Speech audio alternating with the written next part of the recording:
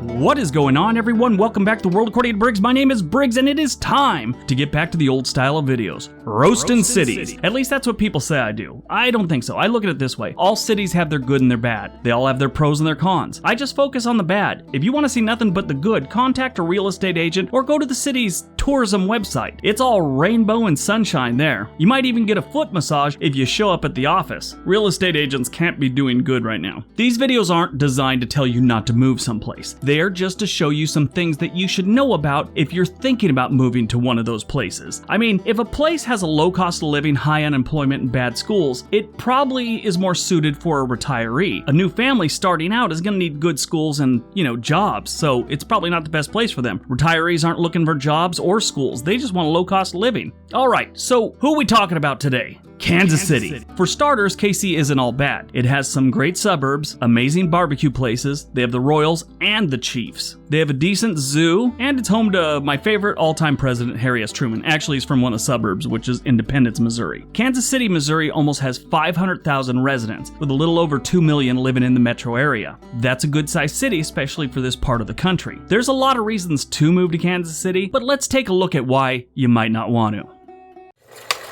Number 10. It's in the middle of frickin' nowhere. Kansas City is basically in the middle of the country, and it's flat. So if you like the ocean or the mountains, beware. It's roughly 800 miles away from the nearest ocean beach, and that's about a 12-hour drive. If you like to hike in the mountains, you have to drive 5 hours to the south for some so-so mountain hiking, or go big and head out to Denver, a 10-hour drive west. The next major cities are at least a 3-hour drive away, 5 if you want to visit one that is semi-safe.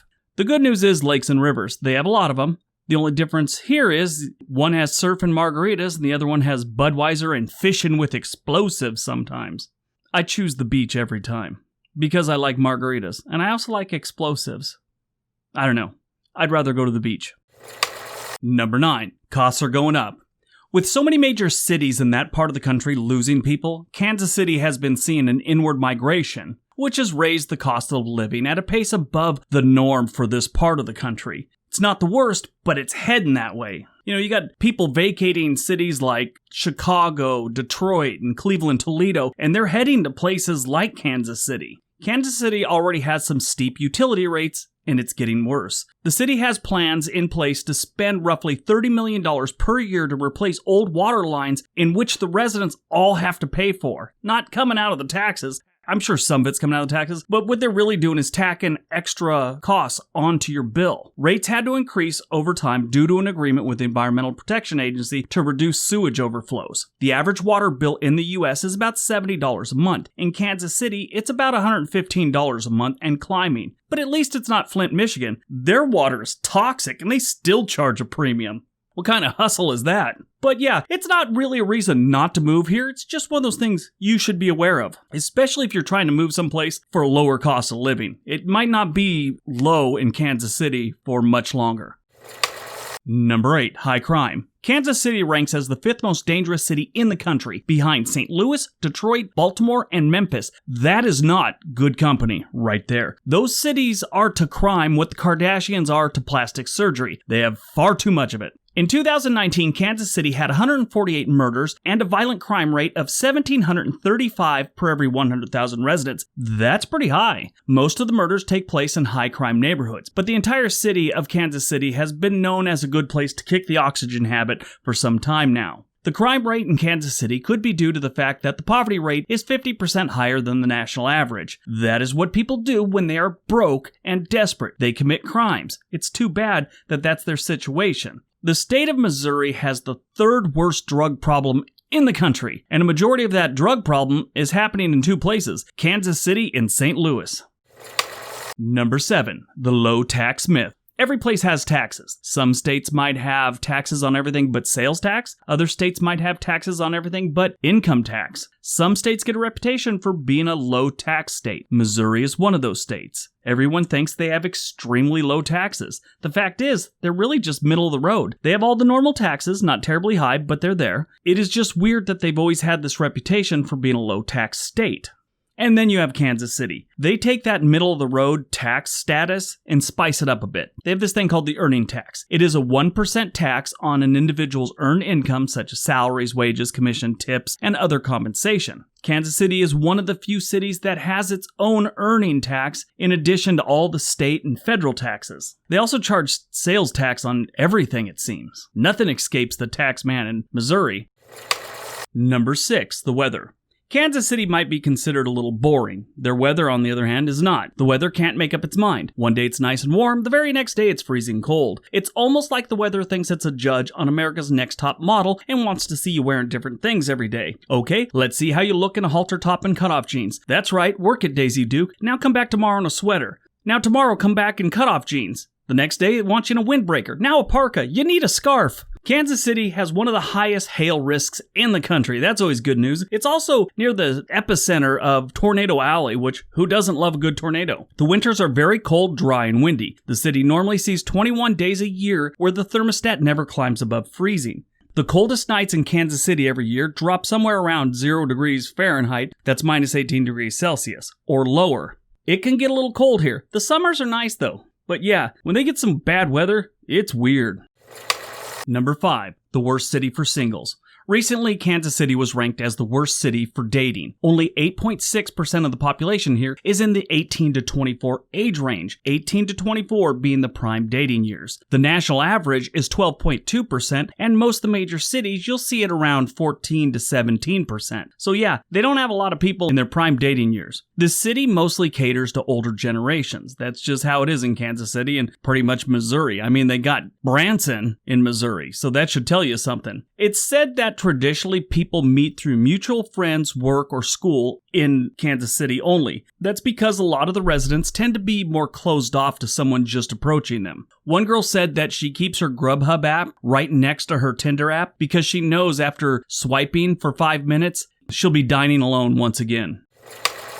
Number 4, getting around. If you don't have a car in Kansas City, you're kind of screwed. Everything is a drive. The city isn't built up, it's built out. The public transit system in Kansas City is almost laughable. Now, I'm a big fan of cities with good transit systems. It's a sign that they're doing things right, planning for their future. Trains are preferable, but a good city bus system is still fine. Kansas City has an okay bus system, but their train is just one strip. In 2016, they opened a streetcar, and they have plans for expansions, but like I said, it's just one northwest strip right now. It is limited, but it's a step in the right direction. City trains fell out of fashion, I think, in the 1980s, probably from all the movies and all the bad things that happened on the subway system in New York City during the 60s and 70s. They kind of fell out of fashion and people weren't going that direction anymore. Cities around the late to mid 1980s started looking into trains again and seeing that it's something that they need.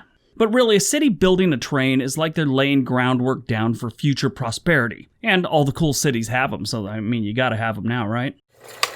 Number 3. It's got one of the worst airports. If you've ever been to Kansas City International Airport, you know it blows. The airport covers over 10,000 acres and has 3 runways. In 2018, the airport had 124,000 aircraft operations. That's an average of 341 per day. MCI was recently ranked as the 3rd worst airport in the country. It's not what you would consider conveniently located to the city. It's about 20 miles away from Kansas City. Most of the parking is inconveniently located really far away from the terminal. Parking your car and getting to the terminal takes about as long as a root canal and is just about as enjoyable. So your best bet is to Uber or get a Lyft or pay a good amount of money for a valet. The airport is way too small, not enough seating. People are forced to stand or sit on the dirty floor. Bathrooms are really small too. I don't know what that one's all about. The bathrooms were really small. It's like when they built it, they're all, not that many people use the bathroom in this city. We don't need many. And let's make them small. It's really weird. It's typically more expensive to fly out of Kansas City also because it's not a major hub. So you're getting charged extra to go to a place that's worse. It's a total hustle. Number 2, the Kansas City Rivalry. Now, this one is weird, and it's really not a reason not to move here. It's just strange, and you should know about it because it's weird. Kansas City, Missouri, and Kansas City, Kansas are 2 very different places. The city's name is basically their only common ground. That's the only thing these places have in common, and they'll tell you all about it. Locals from each state always think that their side of the city is better than the other side, even though they're in the same metro area and are only divided by the Missouri River. This nonsense goes all the way back to 1854 when Kansas first became a U.S. territory. If you move to either side and you're paying your mortgage and you're living there and you start getting to know people, don't act like they're the same place. They will get a little hot under the collar. Doesn't matter what side of the river you're on. Years back, them were fighting words. These days, it's just a lot of eye rolling, a lot of head shaking, and they know that you're not from there. And if you do find someone that's okay with it and they don't see a difference either, they're a transplant also. And number 1. Segregation. Now, I hate adding this subject to it, but it's seen as one of the main reasons people don't move to Kansas City. I hate it because I hate the filtered comments that are left behind. The filtered comments that you guys never see are always hurtful, and they give me a pain in my chest that I can't stand. So I don't read them anymore. I just have someone delete them for me. Kansas City is one of the most segregated cities in the country. Now, I won't go deep into this one, but I will tell you about one aspect. The Kansas City School District found that the public and charter schools are increasingly racially segregated. In fact, the district released analysis showing that the city's school system is more segregated now than it was in the 1990s. I wish it wasn't that way. I mean, I was raised by a mom that told me everyone's the same. It sounded good to me, so I've always lived by that.